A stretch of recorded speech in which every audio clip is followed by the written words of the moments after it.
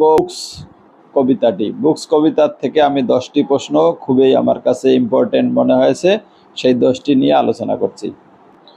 What do books brings to us according to the poem books? What happens when one opens and looks at the books? What melts away when we read a book? Where is our body while reading a book? Where is our mind while reading a book? How does the poem books describe its books? What do books hold between their cover?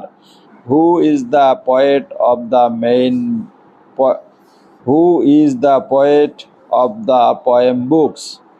What does the poet compare book to in the poem? What magical ability do books have according to the poem? এখন এই 10টা প্রশ্নের উত্তর এখানে সুন্দরভাবে দেয়া আছে। আমি তোমাদের এই ভিডিওর মধ্যে শেয়ার করে দিলাম, তোমরা এটা সুন্দরভাবে দেখে নেবে।